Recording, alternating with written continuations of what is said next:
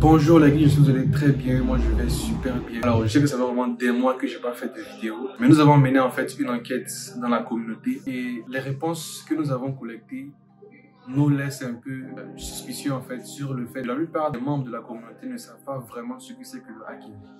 Et la plupart que je reçois sur Facebook ou Instagram montre aussi que la plupart des membres de la communauté n'ont aucune idée du domaine qu'on pratique. Alors aujourd'hui je vous propose en fait qu'on définisse réellement ce que c'est que le hacking. Je dirais que le hacking en fait est un ensemble de connaissances qui nous permettent en fait de pénétrer dans les systèmes informatiques, des comptes personnels, etc. Donc en gros, c'est l'application en fait de connaissances techniques qui nous permettront en fait de pénétrer dans les systèmes informatiques, des réseaux informatiques et des comptes personnels. Et ceux qui pratiquent en fait ce domaine sont appelés des hackers. Et comme on le sait tous, il y a trois types de hackers. Il y a le white hat, le grey hat et le black hat. Alors, j'aimerais pas parler en fait de trois types, plutôt catégorise les hackers en deux types, les hackers et les cybercriminels. Donc, moi, un hacker en fait, c'est un hacker éthique. Donc, du coup, un hacker éthique, c'est quoi? C'est une personne qui utilise donc toutes ses connaissances techniques en fait pour pénétrer des systèmes informatiques, des réseaux informatiques, des comptes personnels, mais à bon escient. Donc, il va généralement travailler en fait auprès des entreprises et du coup pour améliorer les systèmes des entreprises, etc. Et les cybercriminels, eux, comme on le dit, ce sont carrément des criminels, mais qui vont utiliser les mêmes techniques qu'utilisent en fait les hackers dans l'objectif de nuire totalement en fait. Donc voilà un peu la différence entre un hacker et un cybercriminel. Alors, où apprendre le hacking? Il y a énormément de sites web où on peut apprendre le hacking, par exemple TryHackMe, HackTheBox, RootMe, des sites web aussi que j'utilise moi-même. Et aussi, vous pouvez aussi apprendre le hacking à travers les formations que nous disposons sur notre site web hackinfo.xyz. Et bientôt, nous aurons une formation en novembre. Et faites tout en fait participer à cette formation. Pourquoi? Parce que dans cette formation en fait et dans toutes les formations que je propose, je parle du hacking de base et des connaissances de base, c'est-à-dire du web, du réseau. Quand je parle du web, je parle bien sûr des langages web, des attaques web, etc. Alors on va parler aussi du réseau, des différents protocoles, etc. Donc on va parler carrément en fait du réseau. Et généralement, je m'attarde beaucoup plus sur le hacking web parce que je suis aussi un développeur. Et du coup, faites l'effort vraiment de participer à cette formation-là.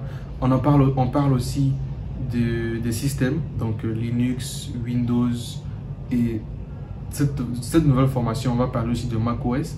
Donc, si on veut parler en fait des choses à savoir pour devenir hacker, ou comment en fait commencer l'apprentissage du hacking, je dirais en fait d'abord l'apprentissage du web, des langages web, et des requêtes web, etc. Donc, tout ce qui concerne en fait le web, tout ce qui concerne aussi le mobile, Android, iPhone. Si vraiment vous voulez vous orienter en fait dans le hacking mobile, alors vous devez aussi connaître le réseau. C'est, on va dire, une obligation, pas forcément tout le réseau, mais c'est une obligation. Aussi les systèmes, ça aussi une obligation. Moi j'utilise Linux comme mon système d'exploitation en fait de tous les jours, donc Kali Linux particulièrement. Donc en tout cas pas mal de systèmes, Linux et Windows au minimum, et aussi macOS serait vraiment un grand surplus en fait. Donc si vous êtes prêt à commencer la formation, juste remplissez le formulaire que je vais laisser en fait dans la description. Alors, est-ce qu'on a vraiment besoin de certification pour devenir de grands hackers? Alors, je vais vous répondre très sincèrement. Nous avons participé au Hacker Lab 2022. Nous sommes qualifiés, nous avons été les meilleurs en Côte d'Ivoire, nous avons été qualifiés au Bénin. Nous avons encore été parmi le top 10, donc le top 10 des meilleures équipes hacking de la CEDEAO, ce qui n'est pas rien. Et aucun d'entre nous n'a de certification en hacking. Je ne dis pas aussi que c'est un grand exploit. Et aussi, la plupart des grands hackers que je connais, des grands bug bounty hunters aussi que je connais et que je suis sur les réseaux sociaux, n'ont pas de certification ou ont passé des certifications après en fait avoir acquis pas mal de connaissances. Ça veut dire en fait que les certifications sont juste une confirmation en fait de ce que tu connais. la certification ne vient pas forcément te former en fait. Donc tu peux certifier pentester, certifier hacker, mais en final tu n'as aucune connaissance, aucune expérience. Voilà pourquoi je vous ai parlé de vraiment apprendre tous les domaines dont je vous ai parlé en fait dans le chapitre de la vidéo précédente. Donc au final, il y a beaucoup de certifications qui sont disponibles, que je peux vous proposer aussi de passer. Donc il y a EJPT, donc les formations de INE carrément, et aussi l'OSCP. Je vois que beaucoup de personnes parlent en fait du CEH. Je ne suis pas contre le CEH, mais on est tous d'accord ici en fait que le CEH est une formation n'est pas une formation pratique, totalement pratique en fait. Donc carrément, je vous orienterai en fait vers les formations de INE et peut-être aussi vers l'OSCP si vous avez atteint un niveau assez mature en fait en hacking. Alors, une autre idée reçue concernant le hacking, c'est que le hacking en fait, lorsqu'on parle de hacking, c'est directement le piratage de comptes Facebook, le piratage de comptes en général, mais ça n'a rien à voir avec cela. Lorsqu'on parle de hacking, on parle directement d'avoir la connexion gratuite, etc. Alors, le hacking, comme je l'ai dit, c'est carrément un domaine de l'informatique, donc c'est carrément comme la programmation informatique, etc. Donc, dans le hacking, il y a beaucoup de métiers. Donc, il y a SOC Analyst, il y a même Bug Bounty Hunter récemment dont j'en parle énormément. Donc, il y a les pentesters, Red Team, Blue Team. Alors, donc on aura le temps d'en parler peut-être dans une autre vidéo, mais je veux juste vous montrer en fait qu'il y a énormément de domaines dans le hacking et c'est aussi un domaine de l'informatique comme tout autre. Ça n'a rien à voir avec des actions illégales, carrément illégales en fait, comme le fait de pirater des comptes, etc. etc.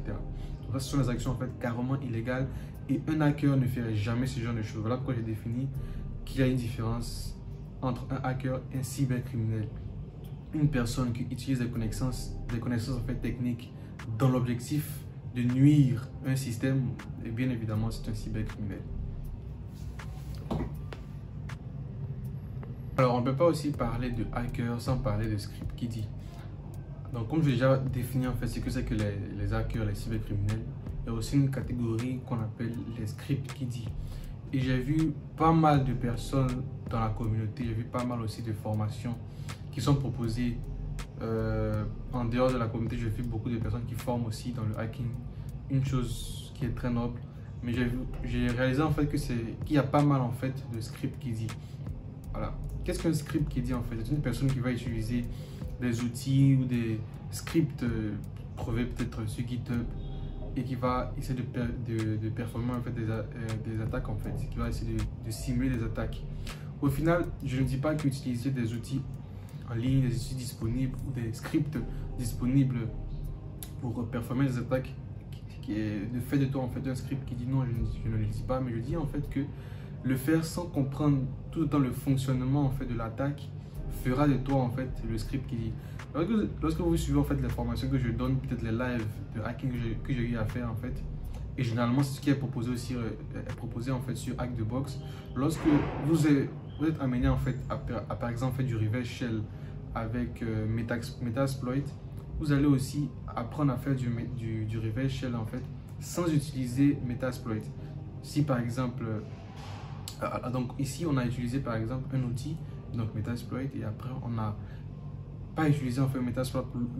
Dans l'objectif en fait ici c'était vraiment de comprendre le fonctionnement de l'attaque, parce que en fait au final Metasploit c'est qu'un outil en fait. Nous on veut vraiment comprendre le fonctionnement du système. Donc voilà, les scripts qui disent en fait, eux ils sont juste intéressés par les résultats, que là au final ils ont hacké, etc. Donc ils sont plus attirés par les outils, par les codes malveillants, les scripts, etc. en fait, et ils sont vraiment chauds en fait de ce côté en fait. Et du coup, ne pas devenir un script qui dit, c'est vraiment quelque chose de très important aussi pour devenir un hacker. Donc évitez vraiment d'être attiré rapidement par les résultats, vraiment profiter du processus. Et ça aussi c'est vraiment on va dire un mode en fait de hacker, de bug bounty hunter. Le processus en fait est très long pour arriver au résultat. Donc soyez courageux, apprenez. Donc ce sera la fin de la vidéo. J'espère que la vidéo vous aura plu. On se dira à la prochaine en fait pour une nouvelle vidéo. C'était un jeu de hacking.